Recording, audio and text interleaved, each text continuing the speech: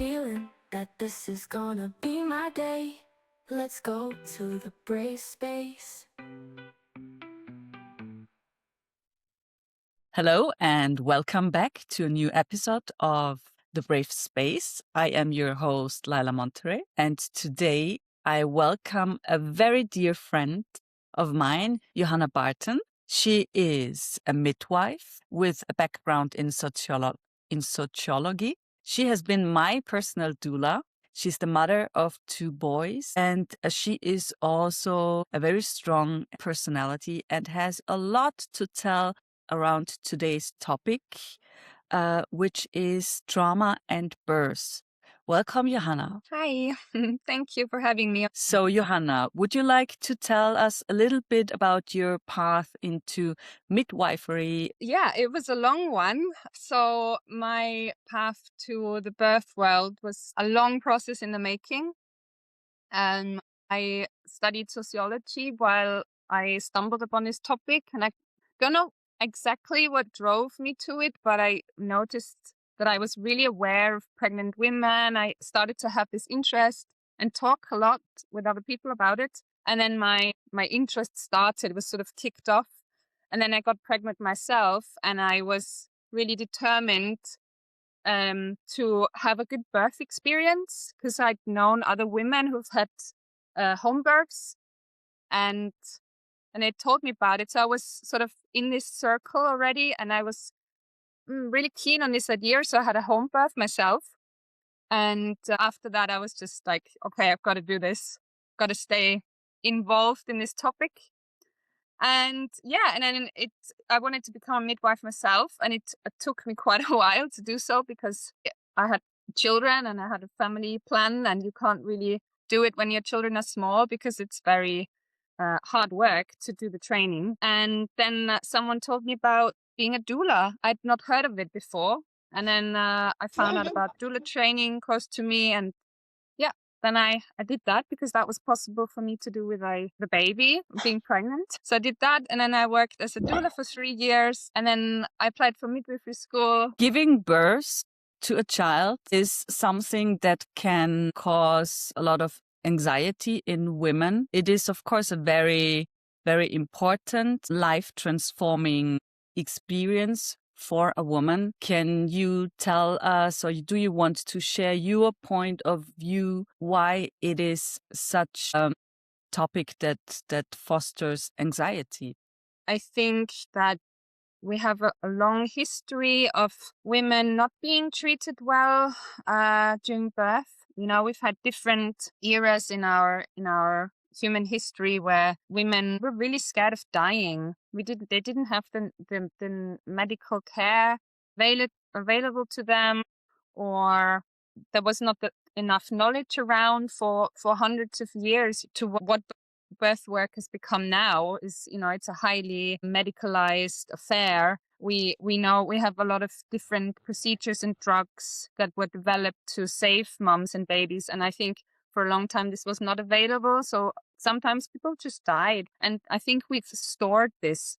But also a lot of abuse has happened around birth. You know, women were treated really badly based on sexism, basically just seeing women as someone who has to have babies, and that's their only job, and that's all that was to it. And it didn't matter if they'd suffered, it didn't matter if they wanted to be pregnant, if they wanted to have children. It was just what they were supposed to do. So there's a lot of having no choice to be pregnant, to be married off. All that is a trauma that we all hold. And nowadays I think we do face this kind of transgenerational trauma, but also people are more aware these days about what actually trauma is and how to name something that was possibly traumatic for them. So even though we do have good care, we can save lives, still, you know, there might be situations in which it is still traumatic for them. So would you say that anxiety and trauma around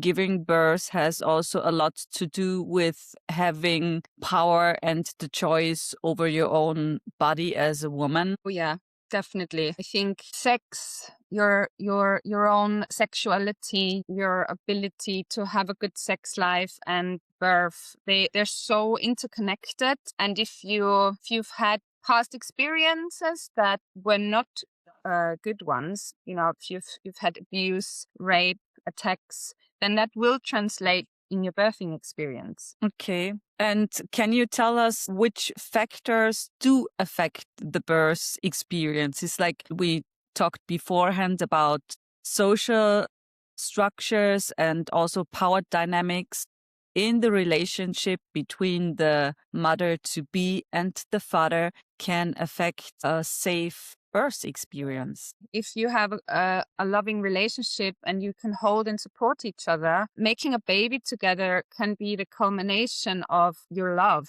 It can be, the most magical thing for a couple, whether they're man or woman or a same-sex couple. It's the your expression of love, and it can be so romantic. Yeah. But also if you've had struggles in the past and you don't have that level of trust to feel held, especially for a woman giving birth, that can really interfere with the process, because the process of birth is letting go.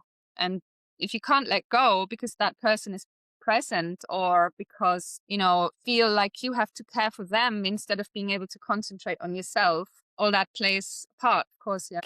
What would you define is a traumatic birth? So I can't describe what a birth looks like exactly for it to be traumatic, because it has so many different scenarios that could possibly make a birth traumatic for a woman. The basic point is, if you have symptoms that are symptoms of a post-traumatic stress disorder and they last for longer than a month, then you can go to a specialist and be diagnosed with this disorder. But it's actually quite normal for everyone who's given birth to experience a few days of having to think a lot about it, being a little bit overwhelmed by this new life they're holding, having to talk a lot about it, having overwhelming feelings, because it's something amazing that's happened. It's a real force of nature, and it's not, it's not something that goes by you without changing you. It's very transformative. You can process this, you process this, and then okay, this has happened. Now I can, go do my rest in my postpartum, and our new life begins. But if you've constantly got a feeling that you're not in your body, or you can't you stop crying, you're completely overwhelmed, all these symptoms, then you might want to look at it.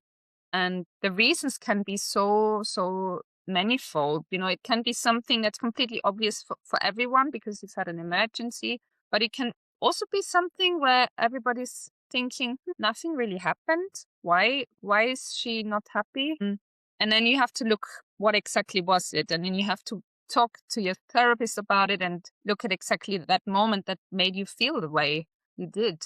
So if you've not been taken serious in your needs, if you've said for a long time, hey, my pain threshold it's at its peak now. I can't do this anymore. And if that is not heard by your caregivers, or if they've been too busy with another patient, or they've left you alone with this pain instead of guiding you through it and breathing through it, and then you've gone, over your over your personal boundary of what you can give in this moment, that can be something, and so it's so important to administer pain, be on top of the pain management, and really let that person know, hey, I know you're in pain, I see you're in pain, and I'm here for you still. I'm not going to leave you alone. But if that happens, that can be really problematic,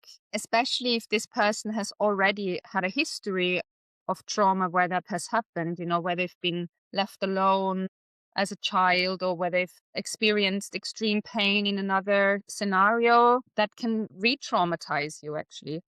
Other scenarios are, sometimes it's just so innocent. No one means any harm at all.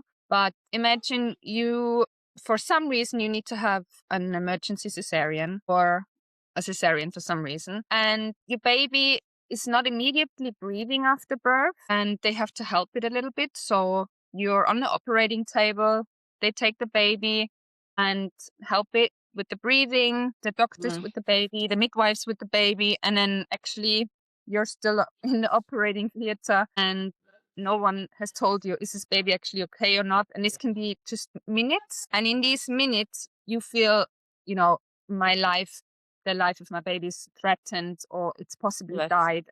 And, you have a film in your head. And all it would take is in this moment to have someone at your head saying, hey, we've got your baby, we've got you. But if this doesn't happen, this can be also very traumatizing. Even though, nobody did anything, everyone was just trying to do their best. I think the communication during the birth process is very, very important.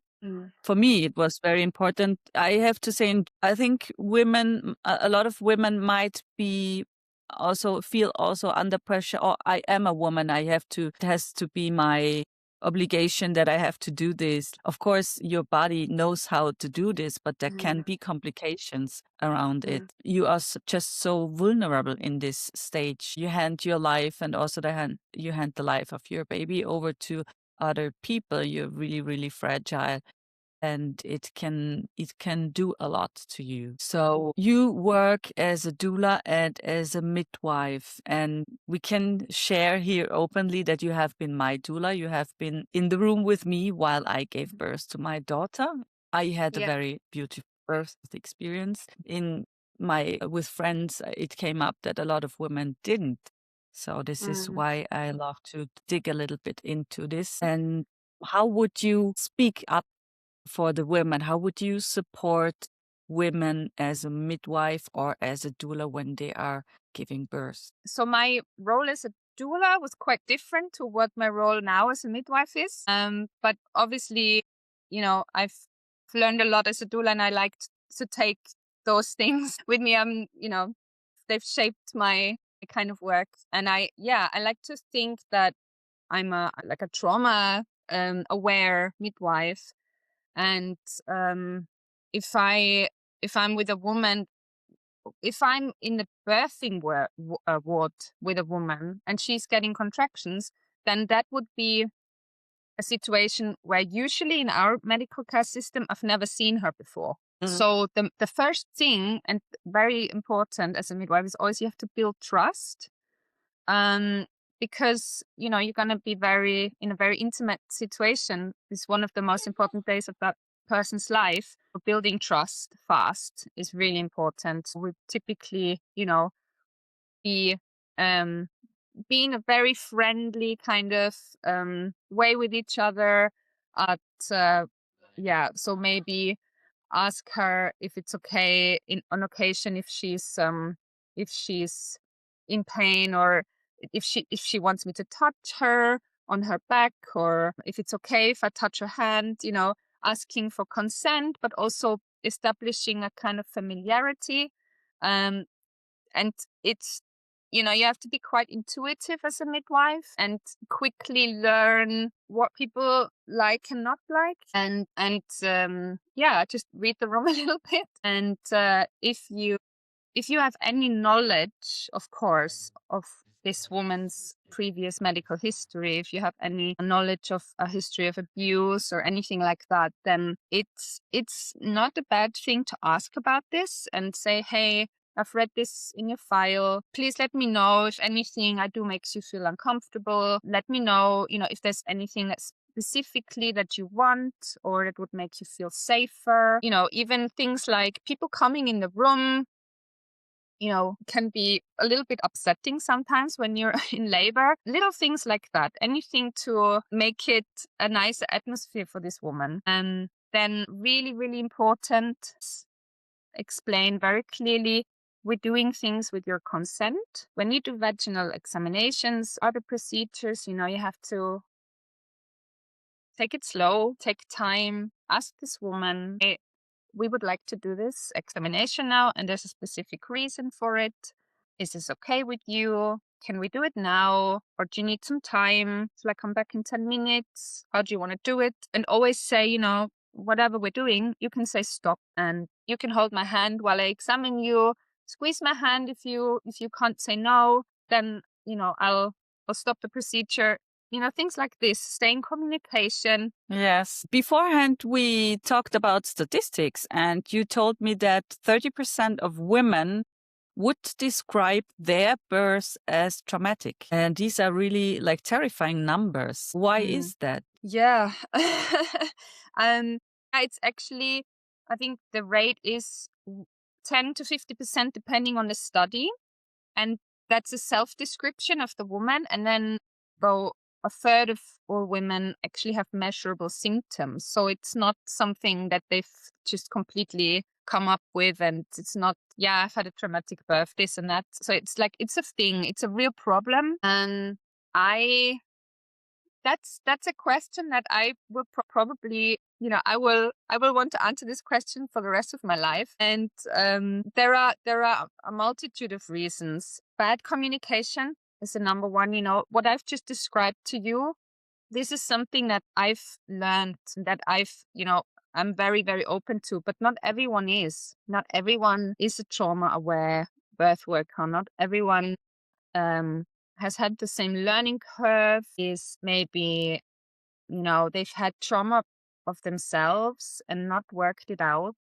You know, it is really, really important when you work with people where you're in traumatizing situations all the time. You have to work on that yourself to not pass it on. And sometimes people don't, and then they get really stressed themselves and transfer this. Sometimes, you know, as I've said, it's not no one is doing this on purpose to you. No one is I think it's lack of consciousness. I think it's like in my surrounding or in my background, it's kind of a saying, yeah, like we all gave birth to, like it's something normal.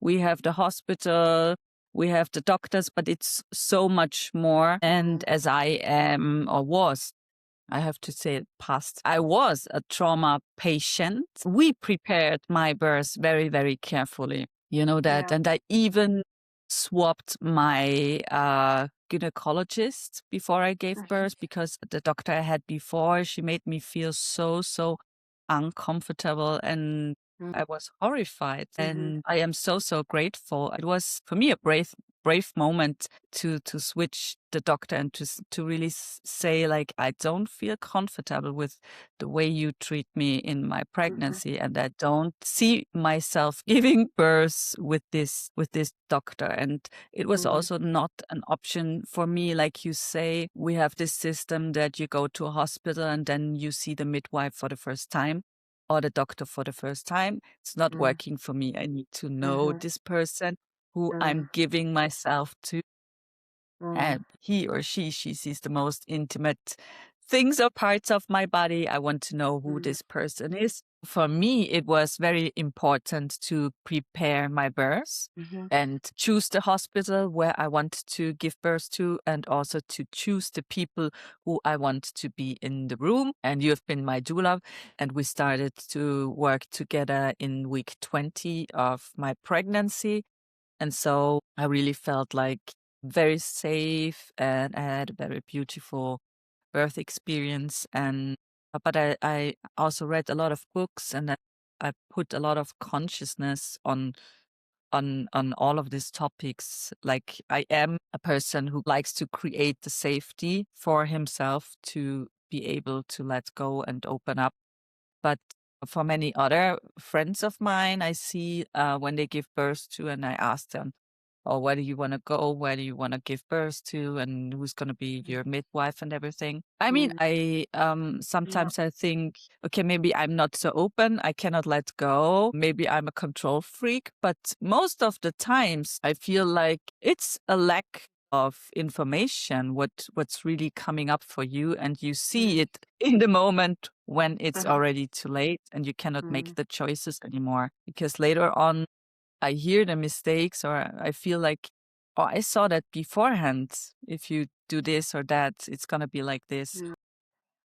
So there's a lot you can do to prepare for giving birth and to feel safe in this moment and to have a beautiful birth experience. Yeah. Yesterday, when we had our preparation talk, you even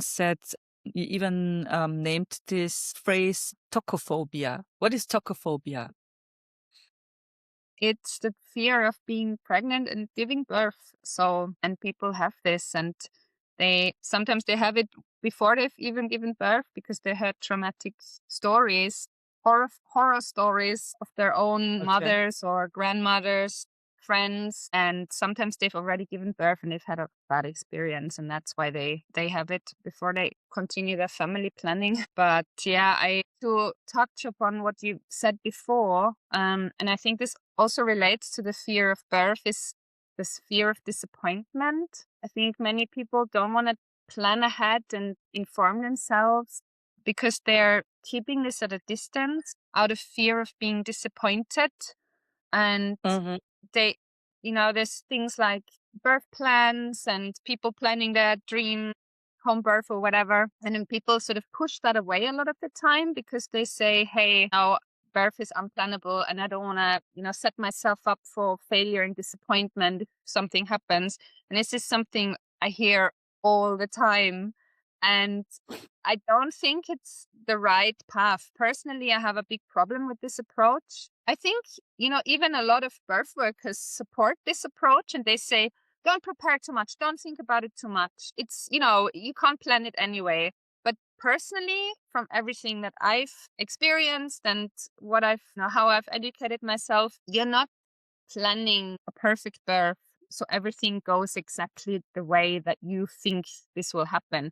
This is not the point of going through this process. The point of going through this process is that you find out what your needs are, that you find out, hey, how can I actually feel comfortable? How can what are my preferences so I can get to a space where my needs are met, where I can let go, where I feel so comfortable that I can birth with a good feeling. So for me, this is really connected. I don't think you can control it, but what I did is I set my intention. I set my intention that I have a beautiful, positive birth experience. So where's the power of subconscious programming or like talking to your subconsciousness? And I feel you have so much more power over this than you think. Because Johanna, you know that when I was giving birth, I was constantly watching on the clock. Yeah. You remember? And you said how much time has passed? How much time has passed? I was concerned about time because I was in my pregnancy. I was so tired all the time. Really, I went to bed at 9 o'clock, and like I heard from friends, I gave birth. It lasted the whole night, and I gave birth 3 o'clock in the morning or the next day, and I was like, "Oh my God, this is like can't stay awake that long. I cannot stay awake so long." And I was so annoying. I think like Christian, at one point he said, I was wearing my glasses. And do you remember he said, take away her glasses so she doesn't see the watch anymore? Okay. Yes. Yeah. Yes. He said, take off the glasses so you don't see the watch anymore, because I was constantly looking at my watch. But like the whole process, I think it started at 5 o'clock in the evening, and we finished a little bit before 11 o'clock in the evening. And this was perfect time for me because 11 o'clock was before midnight. It was not too late for me. And it was 7 hours. Am I counting right? Yeah. 7 hours is perfect timing for me. From 5 to 11, 6. 6 hours. Yes, 4 or 5 it started, and 7 hours. Yeah. So for me, really, I had this in my mind. I'm not going to have wait for 2 days. I'm not going to have a birth that lasts because it's not working for me. And I told myself, no, I'm going to have a smooth flowing without any injuries, and it worked out. So I think that you can do so much preparation mentally, not trying to control the process, but trying to control maybe your thoughts. Yeah. And for a first time mother, that is super fast. Really pretty fast how you give birth. Yeah. Yes. But I mean, I we think did put in the work, didn't we? yes, we put in the work. And you know what I think what really helped me is this is my personal opinion, really. But I think doing so much yoga before giving birth.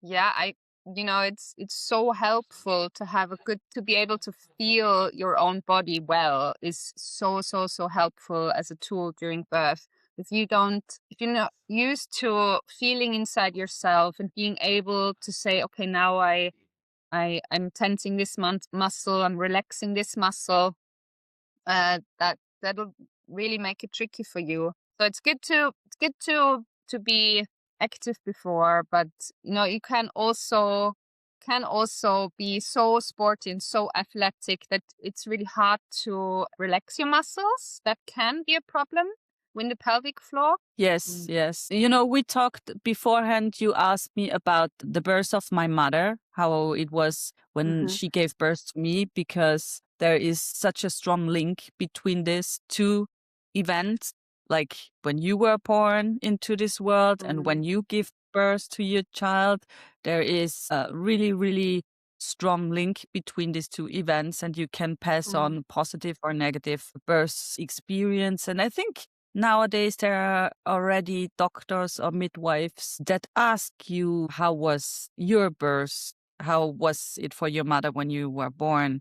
So they can get a sense if it was traumatic, if you have something stored in your body or in your subconscious mind, something negative. And I remember we did these meditations, and it was very nice work we did. So Yeah. to connect on a deeper level with the story of my mother, but also with my child, and link it all together. And I think there's so much more behind this event, so many factors that have an impact on giving birth, like the birth of your mother, your body, your relationship with the father, also social, economical things going around us. For example, we talked about COVID and what happened in COVID. And if you want to talk a little bit about that, Johanna, because you were experiencing this very intensively. Can I just say something about what you said before about the birthing of yourself, of you being born? So Yeah. I would say also not just the birth itself, but also what happens after, because it's a transition for you as a human from one life into another. So before that, you've been Laila, and then afterwards you're Laila and the mother, and so you've also have this question, all mothers, all parents to be, they think, hey, how can I be a good parent? What will it be like after the baby's born? It's a big question mark.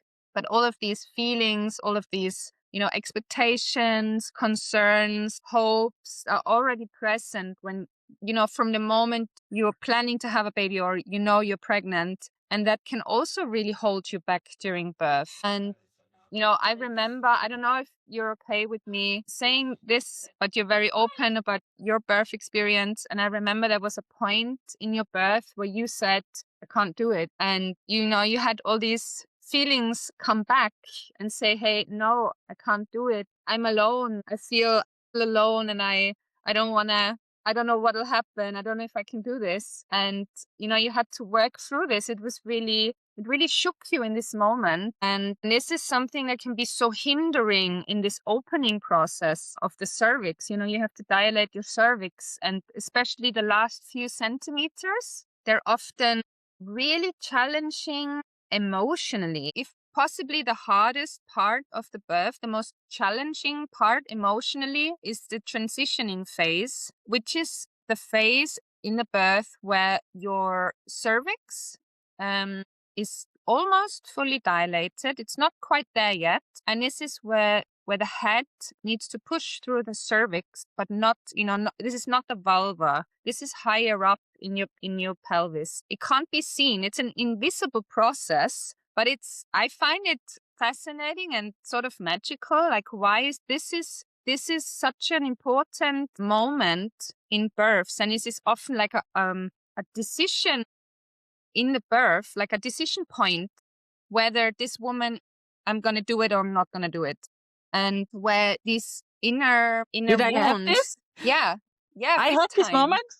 Okay. You had a full-fledged breakdown at one point, and and I looked into your eyes and I was like, Laila, you're not this child. You're not a child who is alone. You're not this person anymore. You're a grown-up and you're not alone. You've got this. You're here in this room with us now. You're not somewhere else. You're here and you're having a baby. You want to meet your baby, and you've done so many things. You built a whole village for yourself. You've got all these people together. You made an amazing life for yourself. You've grown up to be an amazing adult. And now you're going to have a baby and be a mom, and you're going to be amazing. And then it was like, okay. And then you did it, Yeah. It's interesting for me that you don't remember that part. Oh, Because I you were remember that. obviously... No, You I remember remember. it? No, yes, of course. So I remember this part, and it had to do that I was not held in a relationship when I gave birth. The relationship was very unstable, or I was told that the father doesn't want to continue the relationship. So, and then I was I was giving birth, and I was really overwhelmed. It is a life-changing process. At one point I was overwhelmed how I'm going to do this all by myself. And it was not just this moment. It's also once you gave birth to, they say they call it the baby blues. The first days also where you have a lot of hormones flowing through your body. And I wouldn't say severe crisis, but I had a crisis of now I am mother, but I am just mother, not mother and father. I am mother with my child. And I have to give up this picture of mother, dad, and child. It was I remember that I was not feeling well, and I walked up to the midwife who was in the room with us, and it really bothers me. And she said to me, "Well, I think you have what was really stuck within you in your mind is this traditional picture of there has to be a father, there has to be a mother, you have to be married, blah blah blah, and this is what you consider as family, and this is why it's so hard for you to let go." And I saw that, like she could see that. And once she told it to me, I could see it, that I was really, I had this immense feelings of I failed. I failed. I'm not, this is not a family. I failed in creating a family, but I am a family with my daughter. Yeah, so a lot about me. Yeah, that's amazing. But that's also, what I did I mention this before, where, trauma, birth is, a lot. You change, you transform as a person. And even if you have phases where you have really negative emotions, or, you're not okay, it doesn't necessarily mean that you have had a traumatic experience. It's all part of, this, what giving birth is. For it to be traumatic, something else has to happen. If that midwife, if we'd been, say, 50 or 100 years ago, even, if you'd said the same thing, I failed because I'm a single mom, then they would have said something to you like, yes, of course, because, all single moms are, I don't know, bad words and are not accepted in society, etc., and so forth. And that would have probably been traumatic. Then she would have framed it in a way that would have made it traumatic for you.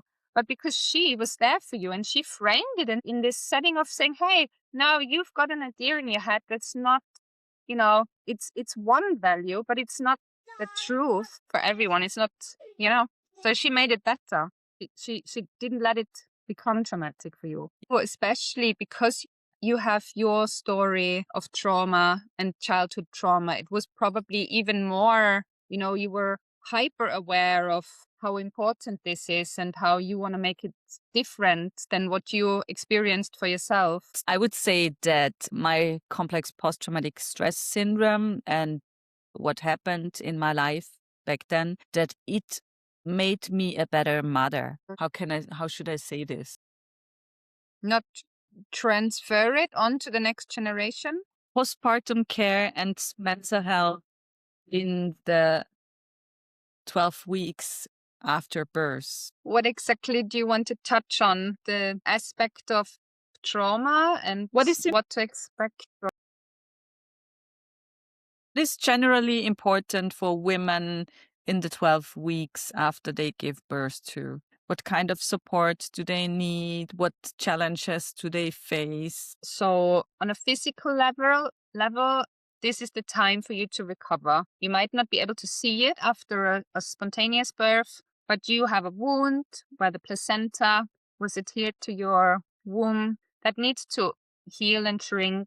If you've had a cesarean, you have a wound. You might have some wounds on your vulva after giving birth.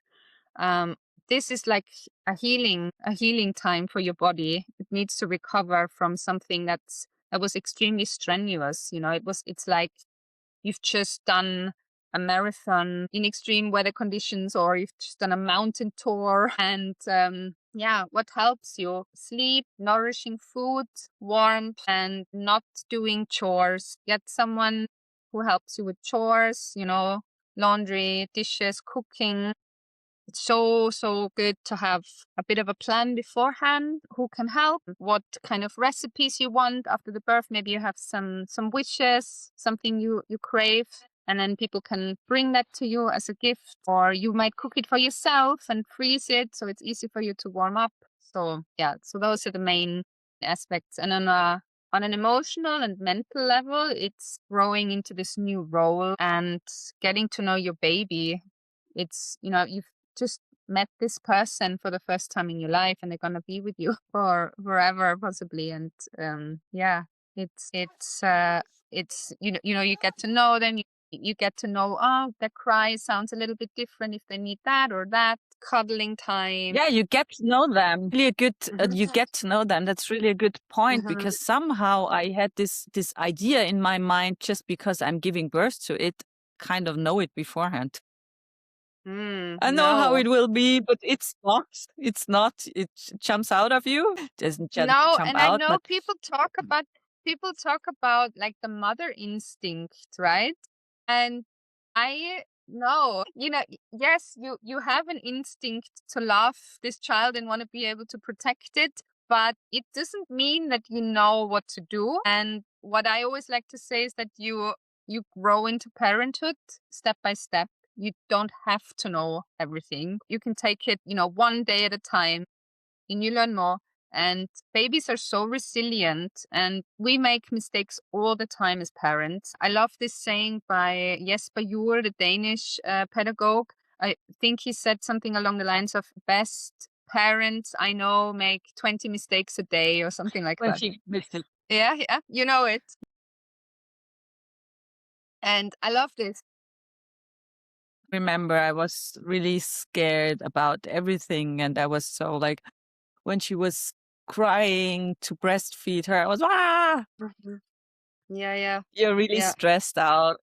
Yeah. I hear many stories around breastfeeding, and it was difficult for me. It was like, it's not that the child and you, it's all working like this. It's something that can be really challenging, and I know women who say they have kind of a trauma because of breastfeeding, because it was hurtful, had wounds, the baby was crying, they still had to give them to feed them, and there's many things to consider and to talk about. Yeah. And it's also not something that humans know how to do. It's something that you have to learn. And unfortunately, we've had in our society a real cut, a historical cut after the wars. Yes.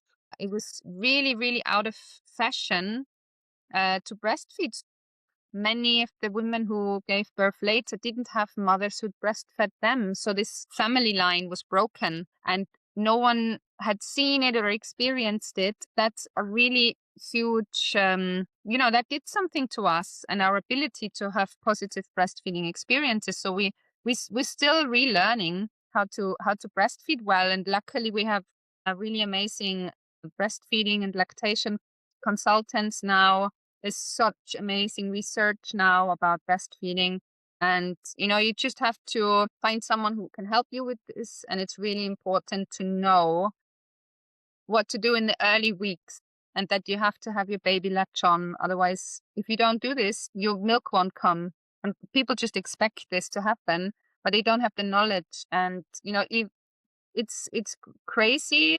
I've heard this story of this gorilla lady in a zoo whose babies always died after birth until they realized that she'd grown up in captivity and she didn't know how to breastfeed. So the baby actually starved. And then they set the local breastfeeding group in front of the gorilla lady's window in their cage. And they were always breastfeeding. So that's how she learned what she had to do. And then the next baby she had survived. And this is the same for humans. We don't automatically know what to do. We need help. We need a village when it comes to raising a child, breastfeeding, giving birth, whatever. We just need to, we have so much help available, but we're often afraid to ask for it. That's so true. So true. So, yeah, we have been talking about many, many things. And one thing I would like also to include, because I think it's very important, is postpartum depression. What's the cause of a postpartum depression? The causes of postpartum depression are not always, distinguished, not always, you can't always pinpoint it. It can just appear without any reason at all. But also it's connected to a previous history of depression, or if you've even had post-traumatic depression before, I think it's a 60% likelihood you will have it again. So it's really important to get help then if you're already, you're at risk. Also, an unstable socioeconomic background, unstable financial situation, partnership, job, housing, or also a big one is a migration background. Refugees are at risk because people who are doing this in a country where they don't have their social background, it's so hard. If you don't have people in the background, maybe friends or family, it's going to be very hard for you. You just need a bit of a support network. And if you've just come to a country and you don't speak the language and don't have the ability to realize that for yourself, that can be a real tricky one. Yeah. But in Austria, we have so many associations. We have a lot of support for women who have troubles before, after giving birth, even before giving birth. And there's a lot that you can do. And there is a lot of free support, psychological support, but also financial support. And I would encourage women to step into their power and open up and not consider them as failures when they openly talk about that they have fears, anxieties around this topic of giving birth, becoming a mother, and seek support and talk to someone, because a lot of women experience the same thing. Yeah. Is there anything else you want to?